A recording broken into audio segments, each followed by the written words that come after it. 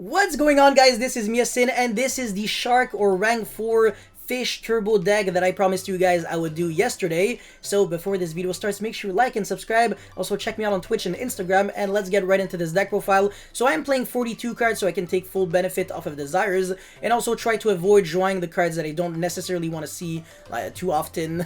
Cards that are better in my deck than in my hand, maybe like this card, Lifeless Leafish. Right hand Shark, not the best to draw. I guess Xyz Remora could be good, but you're not really that desperate to draw it. And also avoiding drawing, multiple cards with the same name in your hand. So drawing like 3 Buzzsaw Shark would be bad, drawing 3 Silent Sea Nettle or 3 Silent Angler. But if you draw only 2 copies of them, chances are you can still full combo no problem. So yeah, the first card that I'm playing would be Abyss Shark and also Crystal Shark.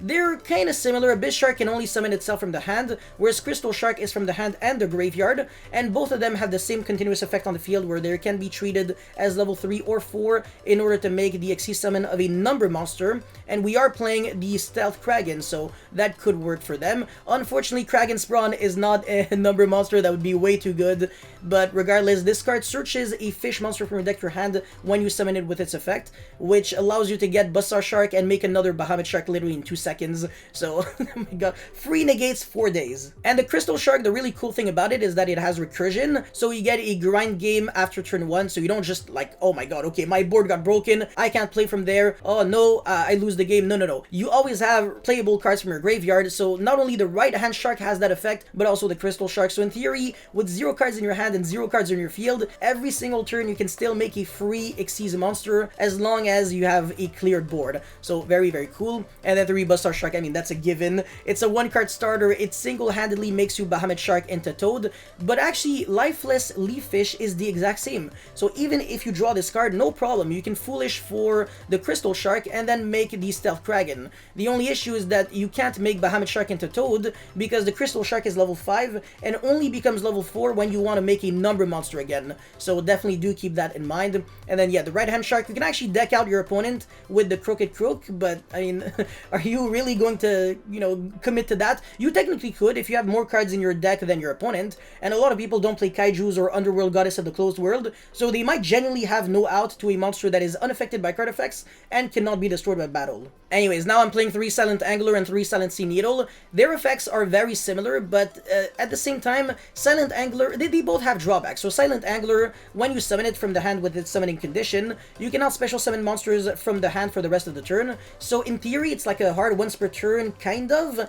And then the Silent Sea Needle, it's also a hard once per turn, but instead of preventing you from summoning the monsters from your hand for the rest of the turn, it says that you cannot special summon monsters except water during the turn you activate this effect, which doesn't matter for the most part, but it does prevent you from going into Zeus and Utopic Draco Future. So definitely do keep that in mind. And then another card that I'm playing would be Xyz Remora. It's kind of a win more, so if you don't want to play the card, don't play the card. It's completely fine. 3 beautiful beautiful princess. Let's call her that, as she can special summon the Buzzsaw Shark from the deck, so she's also a 1-card starter, and on top of that, 1-for-1 can summon her. So even if your normal summon gets negated, no problem. You have an extender in the form of 1-for-1, summon this, use the effect, and also it banishes itself for cost. I believe it banishes, yes. So it doesn't lose the Veiler, because the Veiler obviously can't target a card on resolution or activation rather, since it is no longer going to be on the field. So very cool card. So that's it for the monsters, and of course for the hand traps, I'm playing 3 Ash and 3 Imperm. Now for the spell cards, this is where it gets fun. 1 instant fusion and 2 ready fusions. Both of them summon the same monster, so rare fish. And by the way, even if you have like 3 copies with only 2 fusions, you can still summon the rare fish 3 times in 1 game. The reason for that is because both Silent Sea Needle and Lifeless Leafish both allow you to recycle backwater monsters from your grave into the deck. It's just that Lifeless Leafish is a Dagusto Emerald, so you also draw 1 card when you shuffle back your fish monsters, whereas Silent Sea Needle, you don't get anything. And also, it recycles back water monsters, not just fish. So in other words, you can recycle back your Toad and your Bahamut Shark, kind of giving you an infinite grind game. So this graveyard effect is ridiculously important, but it's hard to access this card because it's not a fish, it's an aqua. And I kind of said that in my combo video, I believe, but yeah. Anyways, 1-for-1, of course. 3 White Mirror. This card is ridiculous. Monster Reborn and a search card. Does absolutely everything you want the card to do. 3 Desires, so we can always have multiple cards in our hand to play through whatever. 2 Ready Fusion, 1 Foolish Burial.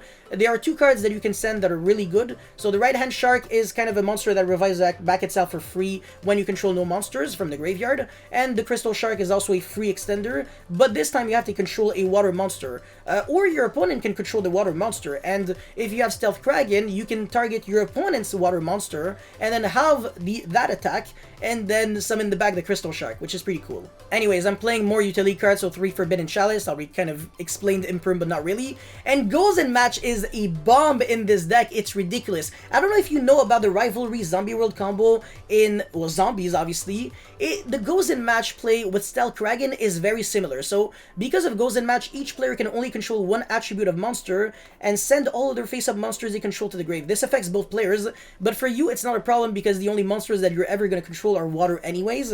And the thing about Stealth Kraken is because while it is on the field, all face-up monsters on the field become water. So in other words, if your opponent is playing a non-water strategy, your opponent can only control one monster at the time. So this is very, very bad for literally anyone who has to play against this combo. And obviously because of the effect of Stealth Kraken, it's not like your opponent could just conveniently jump over thanks to the effect of Pop. So very, very scary play.